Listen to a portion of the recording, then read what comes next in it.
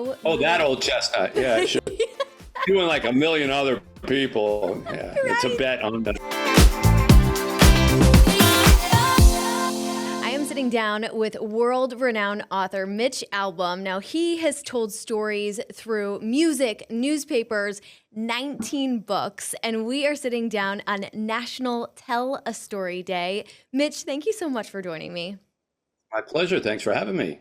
Well, we are talking about your latest book, Twice, and on National Tell a Story Day, this one, the main character has the ability to change his personal story. Tell us a little bit about it.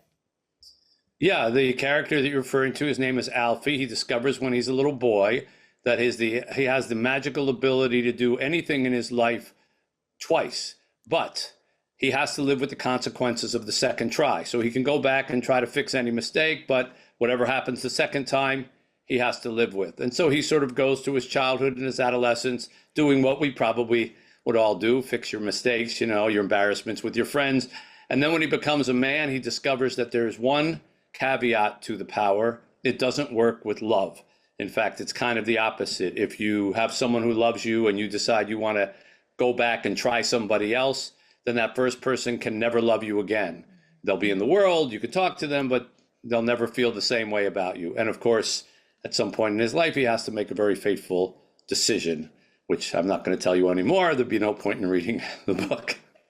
Well, it is such a good book. I have read it myself and I was on the edge of my seat. I almost didn't want to finish it because it was that good. I didn't want it to be over. And I feel that way about so many of your books. Why do you think storytelling is such a powerful tool for connection? Well, I think historically, it's the oldest form of communication that we have. I mean, if you go back and look at the caves of ancient civilizations, they wrote stories. It was the way that they took what happened to them and passed it on to the next generation. And it really is, to me, what separates us, human beings from everything else in the world. We take our collected experiences and share them. We tell them. And so whether it was first telling about our own personal stories and then later making up stories or biblical stories or whatever the case may be, stories have been with us since we learned how to communicate with one another. And I don't think they're going anywhere, even though the format of the story is changing quite a bit with the digital world. Yeah, absolutely. You hit the nail on the head with that one. Do you think that every person has a story that's worth telling? Sure. Yeah, I've been a journalist for as many years, more years than I've been a novelist. And I have interviewed people who are not famous in any way, aren't rich or accomplished.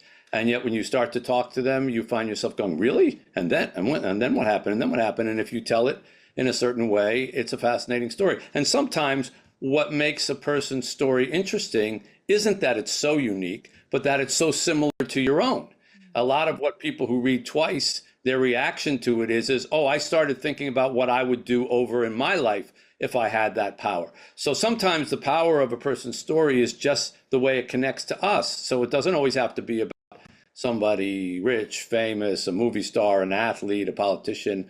There are a lot of what we call regular folk who have fascinating stories. Well, I tell you what, your Uncle Eddie, he sure had an interesting story. It actually sparked your idea to write The 5 People You Meet in Heaven.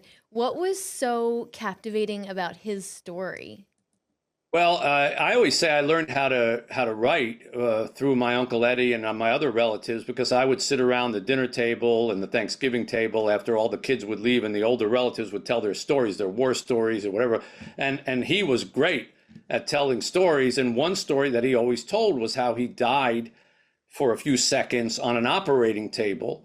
He had a heart attack and they were working on him. And he said he remembered his body lifting up above the bed and looking down on his body being operated on. And he said he saw all of his dead relatives waiting for him at the edge of the bed.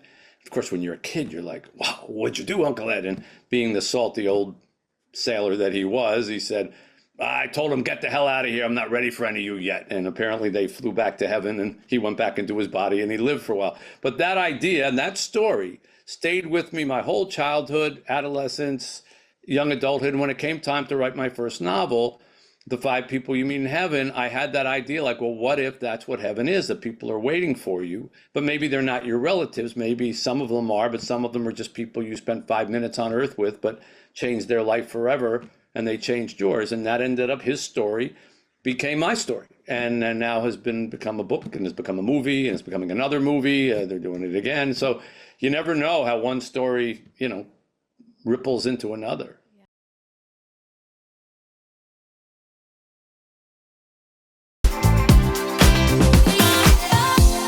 You are sharing humanitarian stories out of Haiti through your nonprofit, Have Faith Haiti, which means so much to me. My fiance has a nonprofit out of Haiti as well, and we go down there all the time. I just saw your um, latest interview with Anderson Cooper, and it was so powerful because you're giving a platform that not many people in Haiti are given.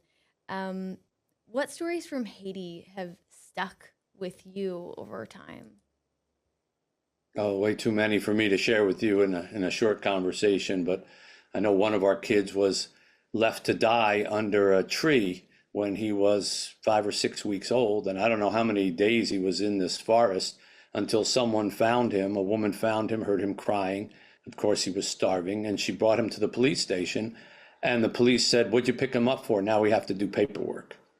And she ended up getting so put off by that, she just grabbed him and ran out and took him home, and then ended up taking him to us. But I think of kids like him, or kids we have who have no birth certificates, no names when they come to us, kids who were dropped off at a tuberculosis clinic and no one ever came to pick them up, or dropped off at a malnutrition clinic and no one ever came to pick them up. People don't know how old they are, they don't know where they come from, and we bring them in, and we give them love, and we give them an education, and we give them health and beds and food, and a family, and faith. And the changes are remarkable. And now I've been there so long, it's, January will be 17 years, that a lot of the little kids we started with are in college. And one of them is in his third year of medical school now. And they live right here, a lot of them right in the house right next door to us, because can't travel back and forth to Haiti now.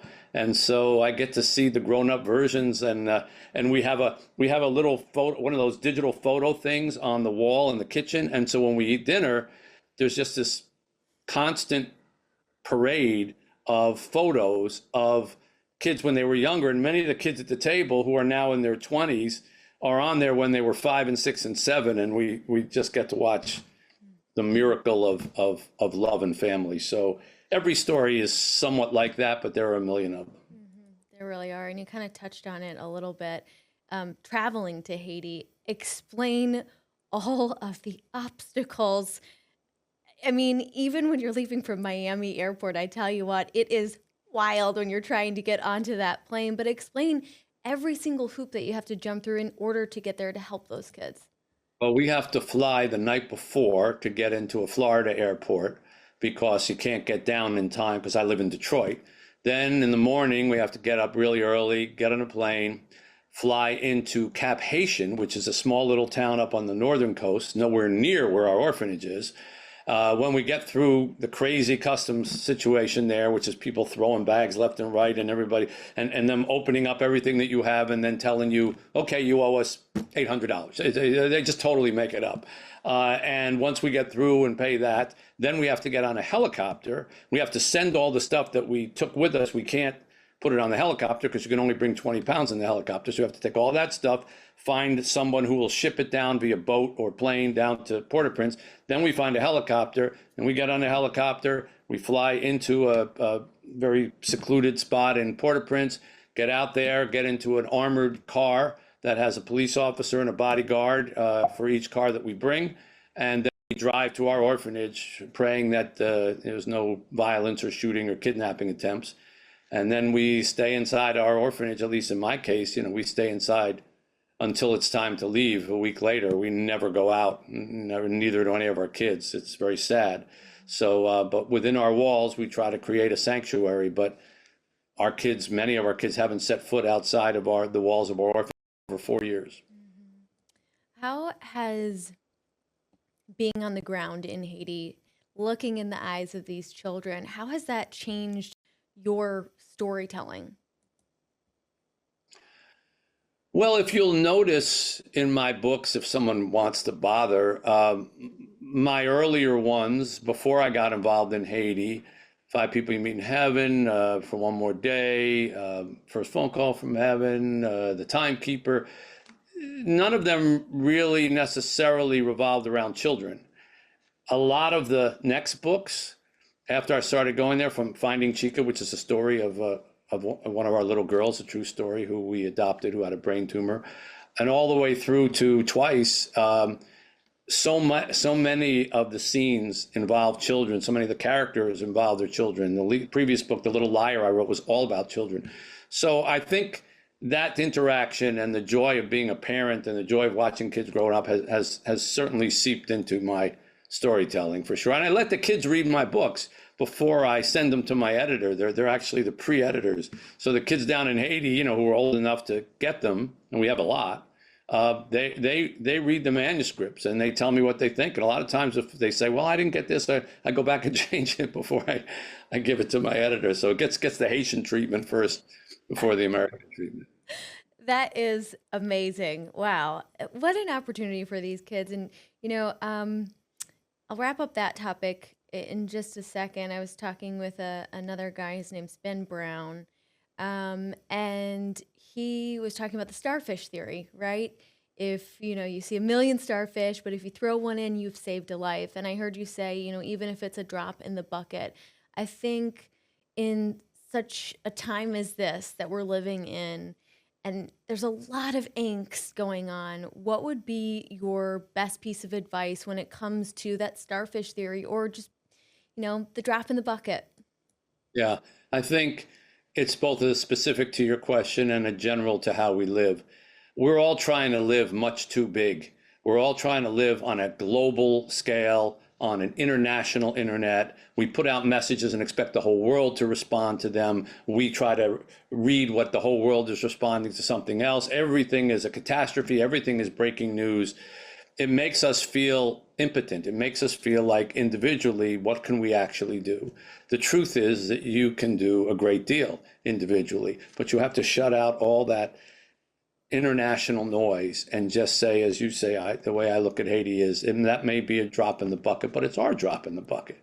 And if I put a drop in that bucket and the next guy puts a drop in that bucket and the next guy, we fill up the bucket.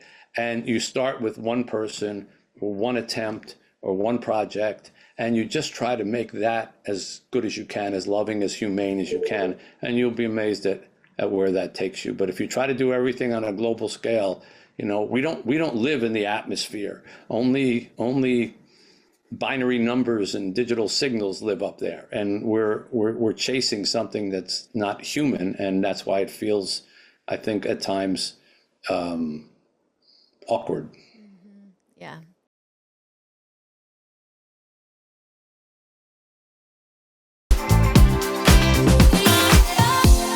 Mitch Albom is an author with a household name. He has penned the classic Tuesdays with Morrie, a touching and transformative book.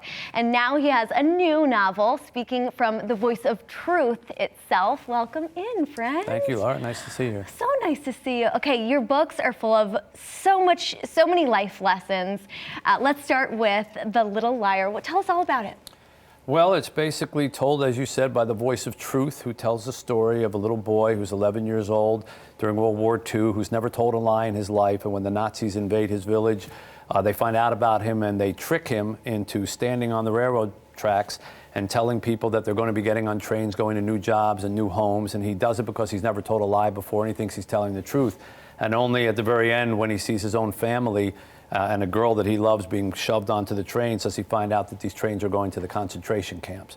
And this first lie of his life that he's ever told becomes the worst lie that he's ever told, even though he was tricked into it. And it follows him for the next 40 years. Him, the girl he loves, his brother who resents him for doing it, and the Nazi who tricked him, and shows the effects of one lie on 4 people over the course of 40 years.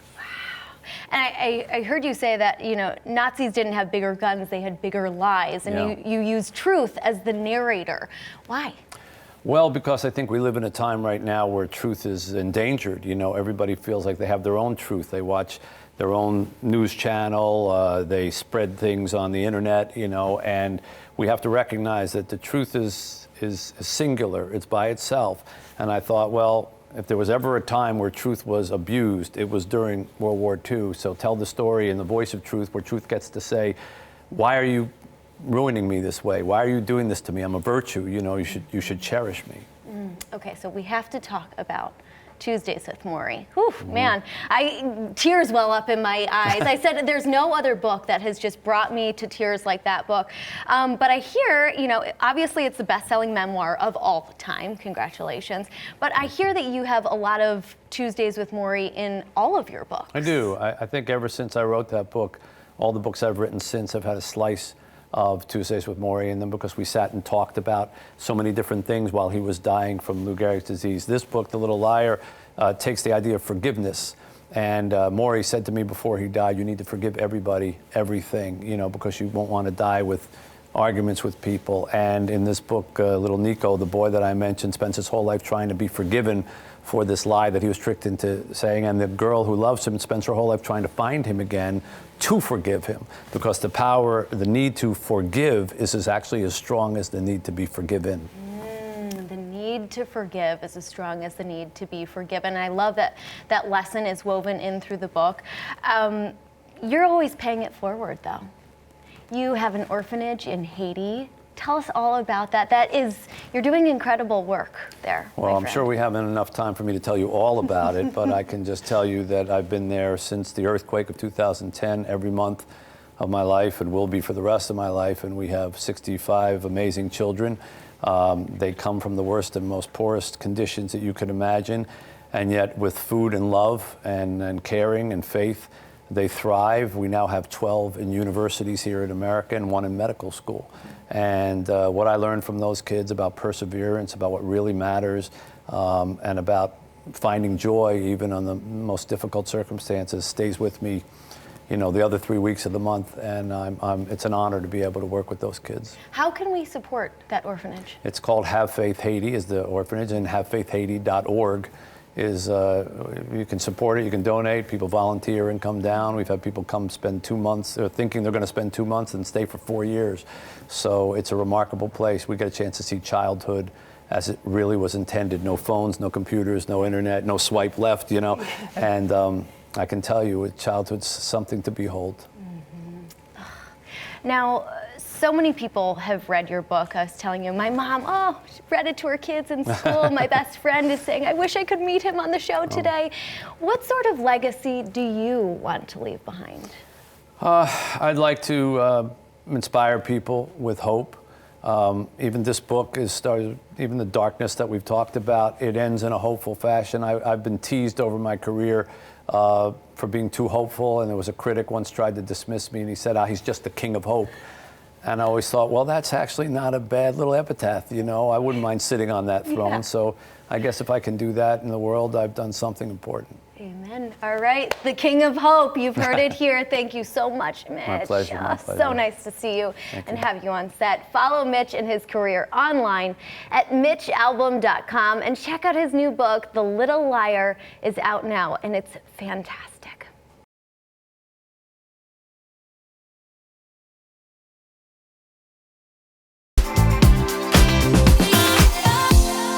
I want to talk a little bit more about that breakout book, Tuesdays with Morrie. I remember reading it. I was in Tibet on a volunteer project, and I was so Oh, that old chestnut. Yeah, sure.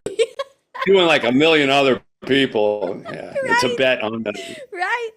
Well, I mean, if I had a dime for every time someone said they read Tuesdays with Morrie in Tibet, you know, I could just... well, I know, unoriginal, right? What was one lesson from Morrie's story that still lives with you today? Well, all of them, but the one that I think probably has dominated the years is giving is living. You know, I learned that when I saw that people would come in to try to cheer him up, and he would end up cheering them up. And I watched this happen so many times. I said, I don't get it. You're dying. You're the one with the terminal illness. Why are you making people feel better when they come and see you. Why don't you just take the sympathy? And he said, why would I ever do that, Mitch? Taking just makes me feel like I'm dying. Giving makes me feel like I'm living. And I never forgot that. And my life really took a big turn after my time with Morrie. And I went from someone who was really solely ambitious about my own career, my own progress, my own largesse, how well known I could get as a sports writer and all that, to helping other people. And I found that what he said is true. And now my life is much more tilted the other way, and I feel much more alive than I ever did. So I'd say that one probably is the one that is in daily practice for me more than any. Giving is living. Last And question. it rhymes, so it's easy to remember. It's so good. It's so good. Rolls off the tongue. Now, last question. If someone is looking to write their own story, write a book, tell a story in some way, what's your best piece of advice? Well, two things. One, don't write about what life is like on Pluto, because you probably have not experienced life on Pluto. And if you're starting out, it's best to stay with subjects that you personally know best. And number two, if you're writing your own story, yes, everybody feels that their story, everyone else comes up to me and says, I got a story for you. I got a book for you. You should write this. But what made Tuesdays with Morrie, I think, approachable, and still the way it is because while it was his story or his and my story, it was also many other people's stories, because everybody has had a teacher and everybody has grieved for someone and everybody has had to come face to face with death at some point, or losing a loved one, or felt that their life didn't matter and had to try to find some significance to it. So find what it is in your story that is universal to other people, that they will recognize as, oh yeah, I've gone through that too, and focus on that part.